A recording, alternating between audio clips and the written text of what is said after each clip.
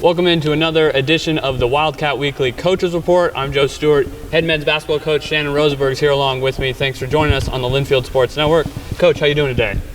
I'm good. Got home at about 2 in the morning last night, so I'm doing pretty well. Well, and it's always, it's not so bad coming back at 2 in the morning after a win compared to a loss, of course. We'll get into that in a second, but looking a lot stronger after the California trip now, coming back home and getting pulling out the dub against a tough Northwest team, and then, of course, last night with the win over Evergreen State. But talking about the Northwest game, how do you think the mindset that you guys switched to going into that game compared to the Redlands game helped set the tone? Well, two different conditions altogether, with a week of practice in between. So, I mean, we were just an improved team. So I don't know that it was, it was just a growth is all it was. And so, we did. That's a good team.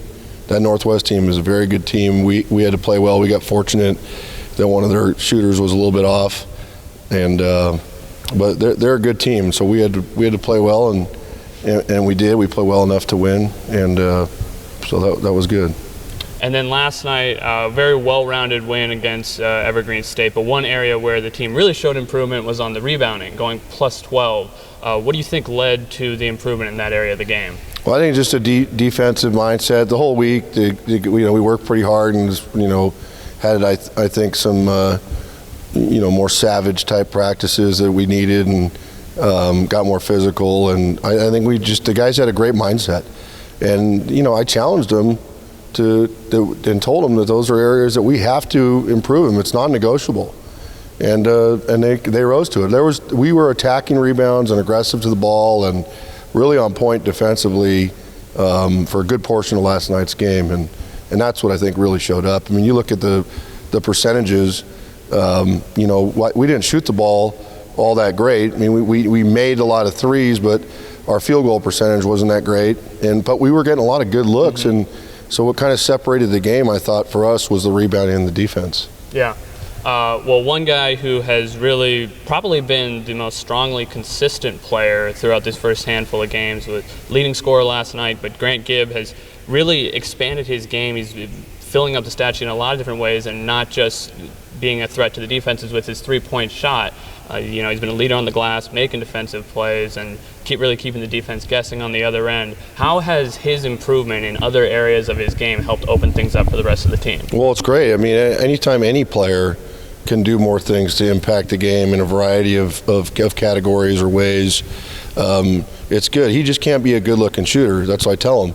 He's got to add some more nastiness to his game and be able to do some things with the one or two bounces and other facets in his passing and rebounding. And he's done that. He's been great about taking charges. He's hustling for rebounds. And Grant's a winner.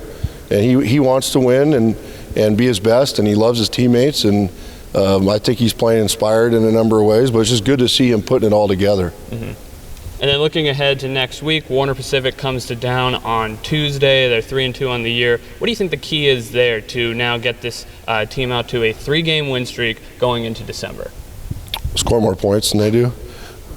It's going to be the same thing, Joe. They're a real athletic team. They got a lot of transfers and older guys, and typically teams that have a lot of JC and older guys, they're mature guys. They're guys that have usually been through some adversity already, are battle tested, hungry oftentimes, and so we'll have our hands full. There'll be another team that I think it's really good, like Northwest, and they're can create some issues for us, but we'll prepare accordingly. And like I said, our guys did a nice job stepping up to the challenge of this kind of run of Cascade schools, and it's good for us. I mean, it exposes some of the things that we need to work on, and it's in many ways, in long-term thinking, it's good for us. Definitely. Yeah. Real quick before we go, though, what do you think the differences are in the ways you're able to test the team going up against some of these NAIA, CCC schools before having to play the Northwest Conference opponents?